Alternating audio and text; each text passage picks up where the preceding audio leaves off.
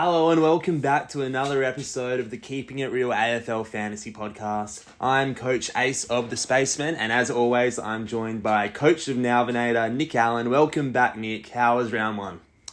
Round one I took a loss.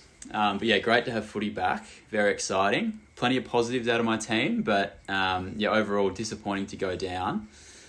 But very exciting times. Yeah, mate, similar to you, I also took out a loss in round one just by the 6 points, and with Tommy Stewart getting injured on 14 in the first quarter, that one really struck me deep. But, same thinking, good to have footy back in general and get us teeth sunk into another season of fantasy.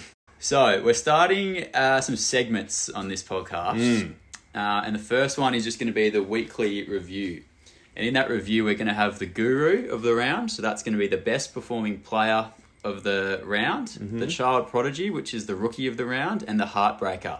What player was he in your team or was he in someone else's that really underperformed and let your team down? So starting with you, Space, the guru player of the round is going to be awarded to. So my guru for round one is none other than Andy Brayshaw. Proven star, had a breakout year last year in fantasy, is just an absolute mainstay in anyone's AFL fantasy team with a score of 114, not blowing anything completely out of the water, but with a couple of previous stars underperforming. It's just great to see Andy Brayshaw getting a really solid score. Who was yours, Nick? So I actually couldn't decide if this guy was going to be the child prodigy or the guru, but I'm going to give him the guru of the round. It's Nick Dacos, 114 in the back line. I selected him with a pretty early pick in my keeper league, and he didn't let me down with 114. There was a little bit of worry going into the year about the tag after Finn McGuinness got a hold of him in the pre-season, but Geelong didn't go near him. They let him kick mark all day or all night off half-back, and he's my guru of the round in the backline with 114. So next up, we've got the child prodigy, which is the rookie of the round. So Space, who'd you have there? So the child prodigy who most impressed me most this round from a rookie perspective was none other than Ruben Ginbey. So it was great to see Ruben, 12 tackles on debut, the most tackles of any player in the AFL in round one. We all know how important tackles are in AFL fantasy. So hopefully he can keep that up throughout the year because I know he's in most teams' classic leagues. So my rookie of the round was playing in the same game. And you just spoke about how important tackles are, but this guy didn't actually lay a tackle, but he still scored 118. So it's Harry Sheezel, 22 kicks, 12 handballs, 9 marks, 0 tackles for 118. Just spoke about Nick Dacos before. This guy looked exactly like Nick Dacos running around at halfback for North Melbourne. Very impressive game from him. Obviously a high draft pick. And he's the rookie of the round for me. Yeah, excellent call there with Harry Sheezel. So moving into our heartbreakers of the round, I'll go through mine first. And this guy, I think a lot of classic teams, he was my captain this week, and that was Rory Laird. So proven performer in the past, is the most expensive player to get in your team this year in 2023. And as my captain with a score of 57, broke my heart. Yep. So he's my heartbreaker of the round. Nick, tell me who yours was. Well, first, just with Rory Laird, what was it with his game? He had the CBAs. It was a hot day. Just, what was it? Give me your analysis. Well, it started off with Harry Perryman going head-to-head with him, and we'll get into Perryman a bit later, but he didn't last too long. And then I was watching the game, and Callan Ward was going one-on-one with him. I'm not too sure if it was a hard tag, but just looked like he got outworked. He didn't seem to be anywhere near it in those CBAs and went missing for large portions of the game and, again, broke a lot of fantasy teams' hearts. Yeah, absolutely. He was in my classic team and that 57 did hurt. But my heartbreaker of the round is going to Josh Dunkley. He outscored Laird by 20 points, but he was actually my captain. So not as much of a disaster as Rory Laird like a lot of people, but very disappointing in both my classic team and both my drafts as well. So in keeper, he was my pick 2, and he's really let me down with a 77 there, being the second selection in the draft. So that really does hurt. The double whammy. Yeah, definitely not ideal, although I do have to give a special mention to Tristan Xerri or Cherry, whatever his name is, Xerri. was looking like an amazing pick in the first 15 minutes or whatever it was, and then it's gone down with syndesmosis. So was dominating. Absolutely killing it. Was clearly an amazing pick. Let's be honest. It was a very good pick. I'll give it to you. It was a very, very good pick. Underpriced, was scoring very well, and just bad luck with injury. So my classic team is in a bit of trouble at the moment, trying to upgrade him to Sean Darcy or Tim English, but yeah, he's my heartbreaker. Just take that first quarter score of Zeri's with a bit of a pinch of salt. He was up against Callum Jamieson and Bailey Williams. And they're two up-and-coming. Well, if you just check the West Coast Eagles Instagram comment sections, they don't belong in the AFL. Not saying that's my opinion at all. I'm personally a big fan of Bailey Mad Dog Williams and young Cal Jamieson, but he was playing against two of the lower performing rucks in the league, so again, would have been a great score for round one. Looked like he was going gangbusters, but yeah, again, not too sure if he could have kept that going. Fair enough. Well, it was part of the consideration why I did select him in round one. Obviously no Todd Goldstein, and the question was, are they going to select just one ruckman when they take on a Sean Darcy and Luke Jackson this week? So that would have been an issue going forward. So that's taken out of my hands now. But yeah, anyway, moving on, the league review. So we're going to go through each matchup and give a little bit of a summary on all the games. So it's going to start off with Asherlanche and Pet Money Sniper. Wow. I think it was actually Pet Money Sniper that was leaving a lot of those Instagram comments on Bailey. Oh, is that right? That's my mail, but it's Asherlanche and Pet Money Sniper. Yeah, so Pet Money Sniper taking out the win against Asherlanche. That is particularly impressive, Nick, and I think we should just jump straight into it. Given Pet Money Sniper's first picked midfielder, Harry Perryman, scoring incredibly heartbreaking 2, going off with I think it was a hamstring injury early in the first quarter. We spoke in detail about it last week, that first pick of Harry Perryman. And it was a risky pick anyway, and that score of 2 certainly does hurt, but Pet Money Sniper's laughing all the way into round 2, taking out the dub against Asherlanche by 100 points, because other members of his team, Hayden Young, that backline of Dawson Young, Dave Blakely, all scoring 90 plus. Pretty much everyone else in his team getting the job done, other than Harry Perryman, has helped him take out the win. Yep, suck eggs, Asho. I'm actually not sure how he's done it, to be honest. I'm looking through all the scores. They all seem pretty similar. Then I've just seen Perryman on a 2. So he's actually won by 100 points, Pet Money Sniper. It's basically just been 10 points per player, almost. I think Sam Berry's score of 36 and that 5 score of 46 really did hurt Asherlanche. 5, he's let him down. And Berry, we talked about him last week as a tackling machine. Yeah, number 3 this year. Yeah, I thought that would increase his performance as well. But let me just check. 1 tackle, 0 marks, 12 touches. Had the same thing for breakfast as Rory Laird did, by the sounds of it. Yeah, so not ideal. I wasn't expecting that from Sam Berry, I got to say, but I reckon he'll bounce back at the Adelaide Oval next week. But yeah, I think Asherlanche will be pretty flat with that, losing to someone with Harry Perryman as their first midfielder. It's disappointing for Asherlanche, but again, Pet Money Sniper laughing, as you would say, all the way into round 2. Moving on to the next fixture. Yep, so that was me, coach of Nalvinator against Tickle My Taranto, who I got absolutely spanked. So 120 points. Yeah, so I'm looking through the scores. Who's let me down the most? Dunkley was obviously my first pick. He got 77, pretty poor. Heaney with a 64. So I thought I had a good forward line. They've all just gone in the 60s and 70s. It's pretty embarrassing. Grundy with a 79. I'll say this, a great pick of Scott Pendlebury as your second last midfielder. He looks like he'll be a consistent performer throughout the year, scoring 118 round 1. Yeah, I'm hoping he can keep that up. Dacos as well was amazing, so I started off really well. Oh, great start. But other than that, Lockie Ash, playing at half-back, hardly touched it. So, look, I've just got smacked. And he had Harry Sheasel in his forward line, who I was sceptical of, as he's such a young player, but he shut me up with 118, as we mentioned before. Yeah, Coach Jeremy certainly had a few stars with, Sam Doherty and, as we spoke about earlier, young Ruben Jinby's 92, having that on his field.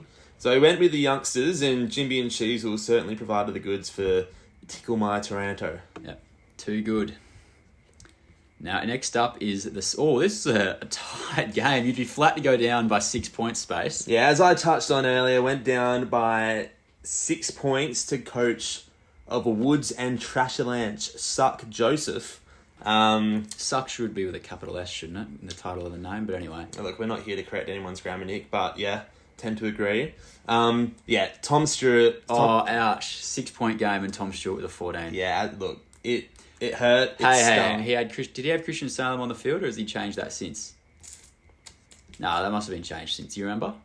No, it certainly didn't have Christian Salem on his field. It doesn't have Christian Salem on his field on my screen here, Nick. So, but yeah, that really stung. Had a lot of people underperform in my league anyway. I don't think it's been touched on yet or even realised by you, Nick, but I was actually had the lowest score of the round in the league for round 1. Lowest score you had? Lowest score I had. So, yeah, not that unlucky to lose then. Well, it was unlucky considering I lost by 6 points and Tom Stewart went off with an injury in the first quarter. I'll give you that. But I did have a lot of underperforming players, particularly my F3 and F4, Luke Jackson and Jaden Stevenson. Oh, who would have thought? Well, look, Stevenson was looking like a reasonable pick as my F4 on 38 at halftime. But finishing on 47, look, again, that could have been my heartbreaker as well. That did break my heart.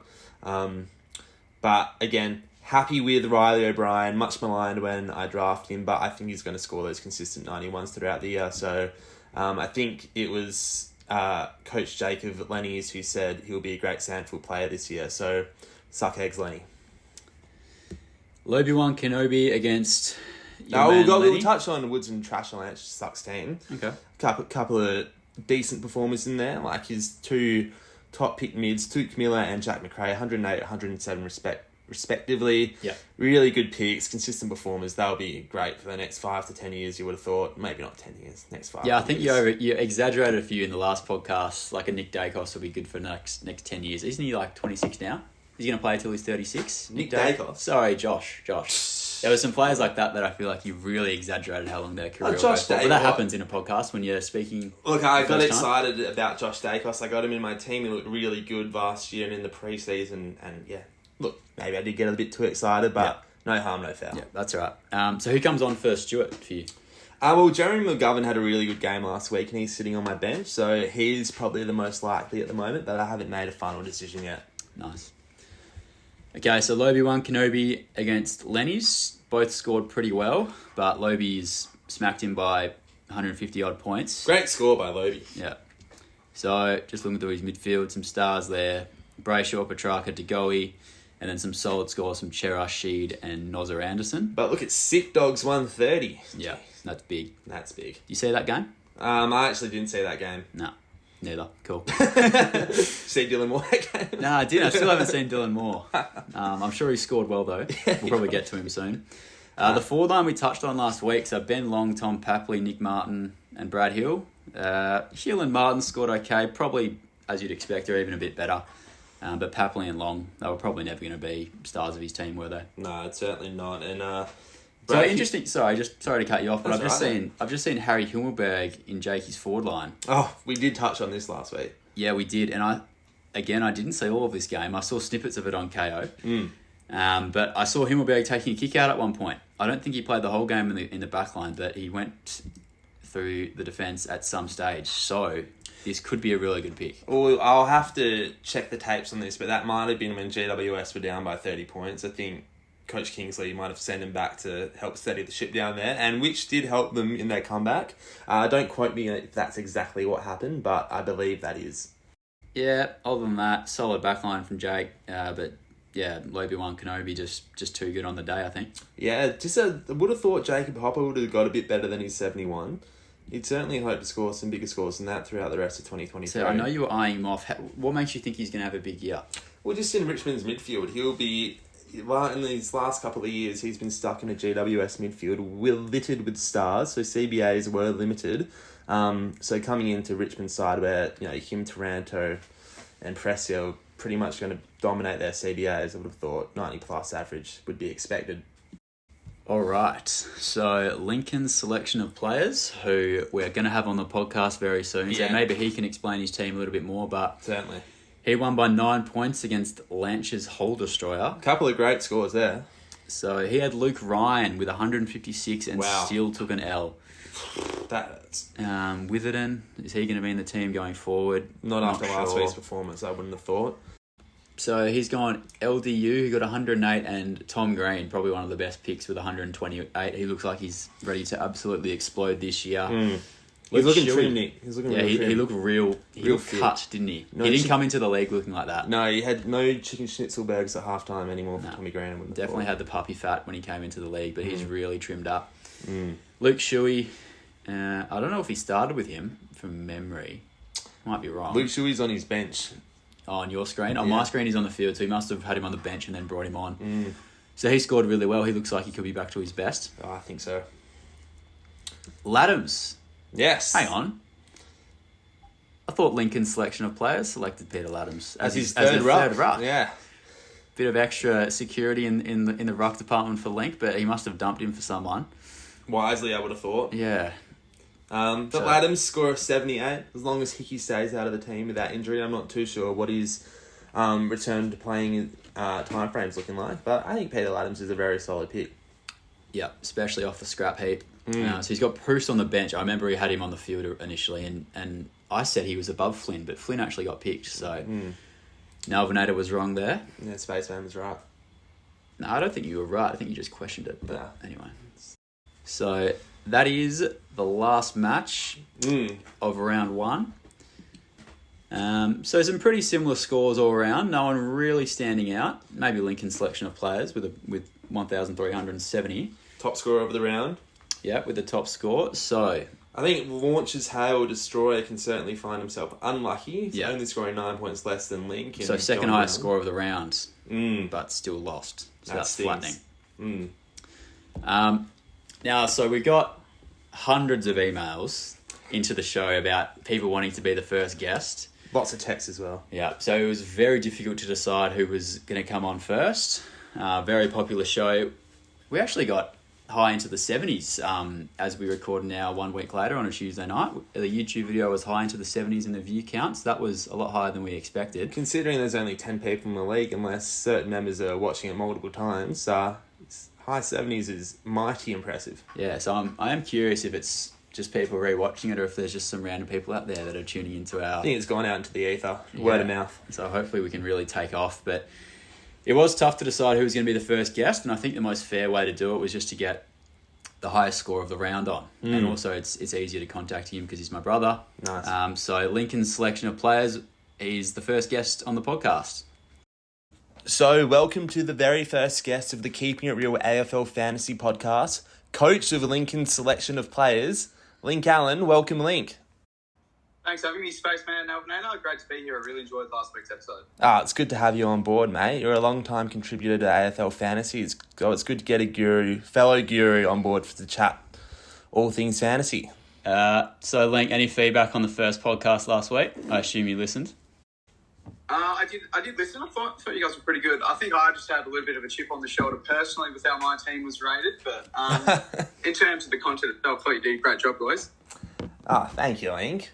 Well, seeing as you're the first guest, you're going to be the first one to talk us through your draft strategy. So, talk us through it, mate. Why is Lincoln's selection of players, or why did Link select those players?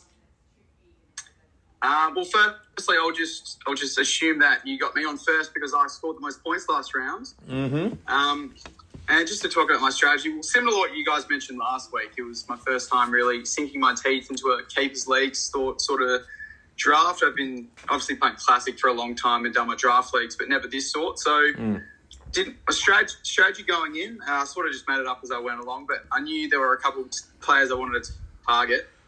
I picked 4, and I picked Clayton Oliver, which I was very happy with, given he had scored really well in the weekend, 124. And it was that sort of players that I was targeting, that age bracket of the players that mid to low 20s, who are going to have a big future in the game, but are still having a massive impact at the moment. So the players like Goulden, Rosie, Warner, McCluggage, Rayner, I was really happy to come away with those sort of players. So Cam Rayner, you picked him as your F3 in the forward line, but he actually played half back on the weekend. Was that some inside mail or just a bit of a lucky guess? No, I'm not going to say inside mail, but I had been made aware of the fact that he was going to be spending a bit more time at half back. So I was more than happy to pounce on him in the latter half of the draft, knowing he may be able to capitalise on some of those easier points, as you will, rather than playing up forward and struggling a bit more. Yeah. Okay, lovely. So next up, you had two very controversial picks. Firstly, the obvious one was Peter Laddams, who I'm just actually got your team up at the moment, and I'm scrolling down to your bench, and I can't seem to see him anywhere. So what's happened to Peter Laddams? Well, that's a very good point, guys. I was keen on going into round one with the three-headed dragon of ruckman. Jared Witts scored very well as my number one ruckman. I don't think you would do that every week, so I just wanted a bit more insurance knowing I had Witts as my number one ruckman. I think I may have forgotten that I drafted Tom DeConing by the time I selected Laddams, but unfortunately he couldn't make the final squad once Thursday came around. So who'd you replace him with? I got Darcy Byrne-Jones, so I could have a little bit more support in the back line while Lockie Weller's injured. Okay, very clever. So the other one was Jake Lloyd, who I mentioned potentially was going to be losing a bit of his kicking duties with Nick Blakey taking the kick-outs and playing in the back line. Now, I actually missed that game, but he scored 107, so you've proven me wrong. So talk us through the Jake Lloyd pick. Jake Lloyd, I knew that you were personally against the fact that he might not be taking as many kickouts, but proven performer over a long period of time. He's in a young team, and I just backed him. Like Spaceman mentioned last week, he may not be getting his 105s, 110s, but if he can get me an 85 for the next 2-3 years, I'm very happy. So I'm stoked that he came away with a little ton over the weekend. That was great. Yeah, it certainly was a great pick, Link, and he's been a proven performer over the years, so you can't deny consistency, and that's certainly what Jake Lloyd is. I got a couple of other questions around some members of your team. Obviously, slim pickings in the forward line this year, but Brad Close, particularly slim. Do you see him being a long-term prospect for your team? I was a little bit disappointed. In short, to answer your question, yes, I picked Close with the intention, hoping he might, in 5 years' time, get a bit more midfield time or get a bit more of the footy once he develops a bit more. And I was a little bit disappointed with how he scored on the weekend. But as his coach, I'm backing him into bounce back and have a strong rest of the season. I think for depth-wise, I think he's a good selection in my team, and I'm happy with it.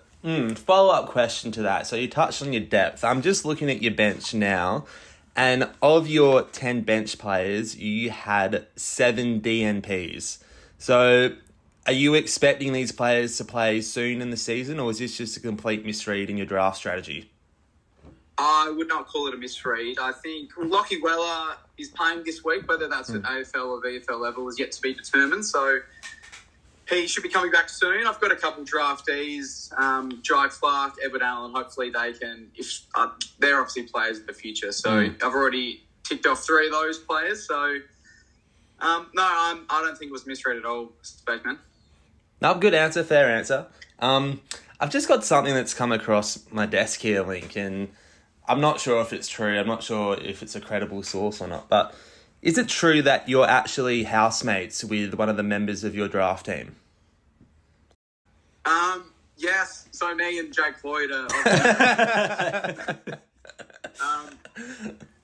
No, it's a little bit of integrity around selection there. So question marks are to be raised. But he's a player of the future. I'm happy to back him in. And if I'm cooking his dinners, mate, I think he's going to play some good footy. Oh, mate, that's a terrific answer, and I think he'll play some good footy in the future as well. So, yeah, and Link, just to touch on your classic team for a couple of minutes here, how did that perform over the weekend? I was happy with my classic team. I may have got a bit of advice from a rival coach during the week to get my rookies right, and I was happy to come away with a couple of good scores on my bench, with Chandler being the big one. I came away with the chocolates in all of my classic matchups, actually. Scored 2,098 with a ranking of 4,589, which I'm happy with, given last year my final ranking was 7,055, which is my highest ever ranking. But after round 1, I was ranked 40,000th. So it's a long way to come back from. So I'm happy. I think I've started on the right foot and keen for a good year. So I see you've got Josh Kelly in the midfield, who's got a concussion. What are your immediate trade plans with him? I think the trade I'll definitely do this week is Josh Kelly to Tom Green. Obviously, I don't think his CBAs would have been weren't impacted with Kelly in the side, but that'll give me an extra 150k, and then it's just a matter of team selection where I go otherwise. But Kelly to Tom Green is the obvious one for mine at the moment. Final one from me, Linko. Kyle Chandler on your bench. Will you see him on your field this week ahead of Luke Pedler? I will say I will back him in on my field this week. I think Pedler's going to be one that scores consistently through the year, but Chandler's not. Speaking realistically, Chandler's not going to score 100 this week. He's playing Brisbane up in Brisbane. It'll be a tougher matchup. I'll take a 50 or a 60 or anything around that for Chandler. So I'm happy to back him in and put him on the field. Yeah, outstandingly. It's a really good-looking team and, sitting pretty on top of the draft table in Asho and Friends Keepers League. You got plenty to be happy about after round one. Thanks, guys. Really appreciate jumping on over chat. I'm looking forward to jumping on again soon. No, thank you. First ever guest on the Keeping It Real podcast. Appreciate your time, Link. Thanks, guys. All Thanks, the best. mate. Enjoy. Love the show. Thank you. Thanks, mate. Okay, now space. Last week, a few controversial calls on the podcast. Yeah. And we now have a round of footy to review and see Sure. how our calls went. So I do recall you questioning Lewis Young Yes. and his position in Carlton's best 22. That is correct. And now let me explain myself. So this is after he looked like Alex Rance on Thursday night and had one of the best performances I've seen from a centre-half back. Very, very impressive intercept marks on some great key forwards. Definitely in Carlton's best 22. You said I was exaggerating before. One of the best performances by a backman of all time. Yeah, he played well. I'll give it to him. He played well. And I want to start off by saying I'm a Lewis Young fan, and I always have been, ever since he was at the Bulldogs. Long sleeves, tall, good-looking lad, and wore the number 2 at the Western Bulldogs. So obviously I've trademarked that number. It holds a close place in my heart. I like Lewis Young. Yes, I did question his spot in Blues best 22. Admittedly, I hadn't done my research because my thinking was they've already got a litter of tall defenders down there. So in the chat, you actually said they have so many key defenders, so I'm not sure where he fits in. They've got Jacob Wiedering. Correct. Mitch McGovern. Is it? Oh, And I was thinking Caleb Marchbank as well, but obviously he didn't play. He's out injured. So they're not going to play on the Tom Hawkins. So they're not quite as big as Lewis Young. I think Caleb Marchbank could play one day on a big Tom Hawkins, but I also don't think Lewis Young's playing on Tom Hawkins anytime soon. Jacob Wiedering will take that match up, I'm sure. But I will admit I was wrong. But I'm glad to see that he played well. Okay, good to hear that come out of your mouth. Now, Tanner Bruhn was the other one, Well, where you questioned his place in Geelong's best 22 along with Ollie Henry. So Tanner starred in the first half. Was scoring very well in Dream Team as well, actually. he ran out of legs, didn't he? No, I don't think he he did. ran out of legs just like Geelong did. So your I man... think he's symptomatic of Geelong's poor performance. Did you watch the game? Quarter. I did watch the game. So did you see what happened in the second half? I saw Collingwood come back and win. Yes, and then you did. Tanner Bruhn fall off the wagon completely. So I don't think you would have noticed, but Stewart was injured, your man, My man, yeah. on not many points, which Well, means 14 in the first quarter. which means Parfitt comes into the game, who's an inside mid. Yeah, Parfitt goes Ooh. inside mid, Tanner Bruhn goes out to the wing, sure. which dried up his scoring. Well, Andrew Gaff made a living out of playing on the wing for a good minute there. Playing on a wing doesn't mean that you're... It's a hot and cold position. I'll give you that, but, maybe he ran out... Maybe he just doesn't have it in him to back it up. Well, either way, he's clearly in Geelong's best 22, and we'll see him back in the inside this week with a restructured team when a defender replaces Tom Stewart. Parfitt comes back out. Tanner Bruhn back in the guts. He's scoring 100 this week. Lock it in. Again, I don't want to come across as a Tanner Bruhn hater here. I'm glad to see that he had a good first half, but the fact that he ran out of legs just wasn't a surprise to me. Okay, fair enough. Now, a few of the other big calls that we made last week, we'll review that. We will review our big calls the following week. So, what I said was James, the winner of AFL Fantasy Classic, will start James Warple at mid 1, 2, 3, 4, and have Ashcroft, McKenzie, Hollands, and Phillips all on the field. Clearly, I've got that wrong because Will Phillips was named as the sub, so everyone would have traded him out for Ollie Hollands, who didn't actually score that well anyway. I stand by my claim in that I think the winner will have Warple, Mackenzie, Ashcroft. Well, and now you're Hollins going along the back field. on your claim. Well, clearly I didn't expect Will Phillips to be named as a sub. So if I had a chance to record the podcast after that, clearly I wouldn't have said that. Or maybe some But I was people wrong. knew that I was already wrong. and that he wasn't good enough to be in North Melbourne's best 22. Well, they're a smarter man than me if they knew that already. I'll give them that. Or woman. So yeah, clearly I got that one wrong, but each week we'll be giving our bold predictions for the week / the year, and we will be reviewing them the following week. Yeah, well, I'll touch on my big call from last week, and that was to load up your forward line. The value was in the midfield and defence, so get as many premiums as you can, 4 or 5 in your forward line. And I'm pleased to say, Nick, that was absolutely the correct call. Like everyone else in Australia who's going heavy in the forward line. No, I asked for a no. big bold call, not for something that everyone else is doing. I think Tim Taranto, Rosie, Goulden, Dunkley and Horn Francis and Sheasel certainly paid off, and big bold call by me. Bold? Correct. Aren't they just in the traders team? No, I don't listen to that. I have my own opinions, and I made my team based on my own research. And again, my own research proved right with loading up your forward line. So that was my big call from last week. Great to see that it paid off. Okay, and just very quickly, we are a Keepers League podcast, but what are your fantasy classic trades going to be this week? So I was tossing up, like I think a lot of Australia was, between Andy McGrath, when Yo was named out, whether to get Andy McGrath or Will Day. McGrath's about 150k more expensive, and Day ended up getting, 96, I think? 96, and McGrath got 81. I was pretty happy with how the rest of my team went. So I've made the decision to downgrade Andy McGrath to Will Day, even though McGrath got a reasonable score, buy myself 150k, and then upgrade Jai Simpkin to my guru of the round, Andy Brayshaw. So now I've Laird, Brayshaw, and then a smattering of other premium and rookie mids that I think will balance my team out very well. Tell me whose yours were, Alan. Okay, now fair enough from you, but I think that is a classic spaceman move, going sideways on premiums. It just reminds me of Brad Hill last year. Well, Brad Hill, that was just a unique situation that no one could have seen coming. And a Jai Simpkin, for example. To Andy Brayshaw, though, Yes, Nick. To Andy Brayshaw. But I think next week, if Brayshaw has a down week and Brayshaw- Simpkin goes well, are you just going to switch him back again? Brayshaw's a set and forget. Then why didn't you set him in round 1? Because he's a lot more expensive than Simpy But now Boy. you're changing in round 2. You should have had this set from the No. pre-season. Well, I admit the McGrath instead of Day call, I got that wrong. Not catastrophically wrong, but no harm, no foul. I've downgraded today, got myself an extra 150k, so I can now get Brayshaw. Okay, fair enough.